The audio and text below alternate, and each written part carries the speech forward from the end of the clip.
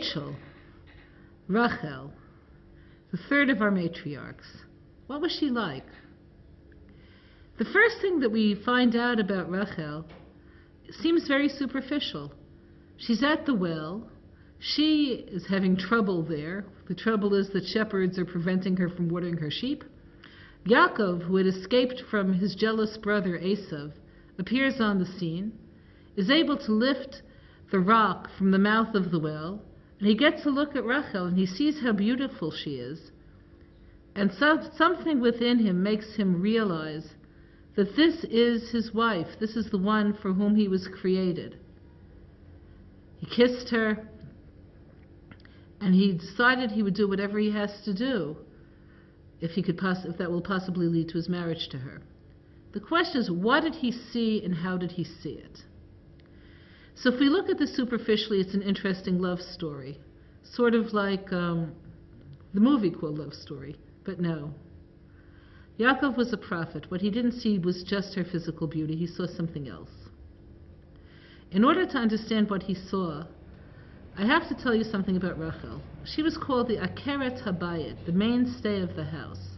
She was the practical one. She was the one who was there where things were happening, there at the well, there with the kids, there. Yaakov knew himself. He saw his role as taking the ideals that he had learned from Avraham and from his father Yitzchak and bringing them down into the real world. His trait, the strongest character trait that he had, was his ability to see things honestly, to see truth. Truth means seeing the whole picture. The whole picture isn't always beautiful. Rachel's physical beauty was the least of what he saw. What he saw most was her ability to bring what he is into this world. Now, how do we know this? We know it because he not only kissed her, but he wept. Why did he weep? Because he had a prophetic flash. They wouldn't be buried together. And indeed they're not. She was buried in Bethlehem. Leah and the other imahot, the other matriarchs, were buried in Hebron. Why was she buried in Bethlehem? Bethlehem is out of the holy place of Hebron. She's meant to be the accessible one, the worldly one. She's called in the Zohar symbolically the beautiful woman with no eyes. What does that mean?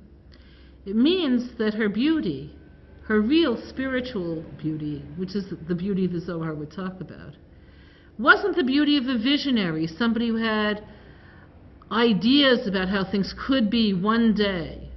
Her beauty was the beauty of somebody who will find what's real and good right now and act on it. And in this sense, she was Akeret Habayit. In order to build a home, you have to be there, you have to be involved. Many people find having spiritual goals and being real to be opposite. They're not. And that's the greatest of all of the lessons that Rachel taught us. Be real.